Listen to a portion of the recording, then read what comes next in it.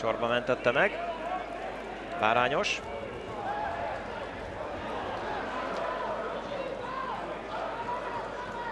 George. Visszajött labdáért. Petnázy gyorsít fel, és szabad ember a jobb oldalon. Petnázy egyedül viszi. Hegedűs.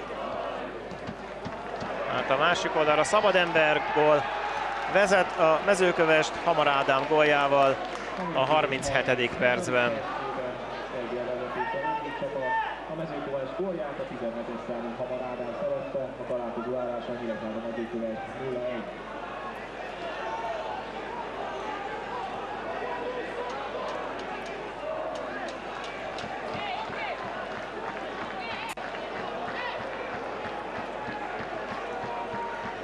Hamarnak ez már a 10. gólja az idei bajnokságban.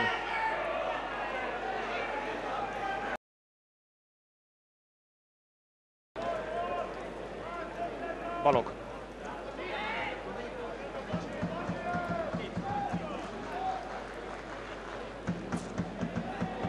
George megint lefordul.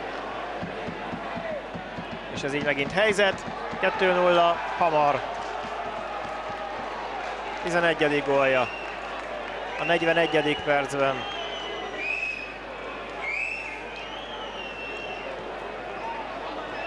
Hamarnak 3 helyzet kellett, és a második gólját lövi.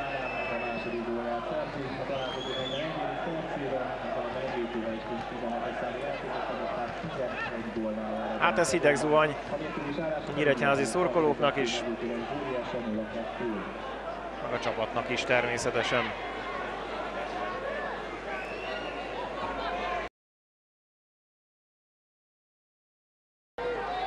A vendégeknek, és ott lőttek 2 gólt, és úgy tűnik ezzel el is döntik a találkozót.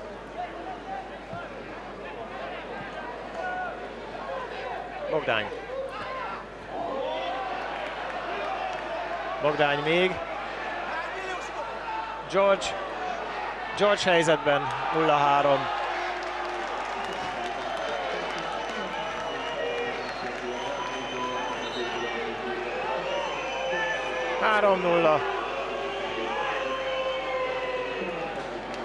És ez így már nagy vereség.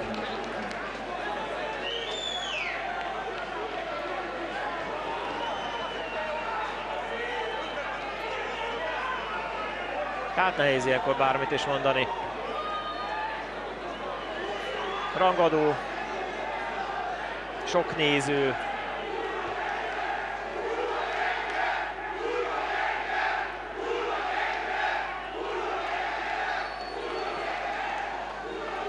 És hát a Nyíregyháza elveszíti ezt a fontos meccset.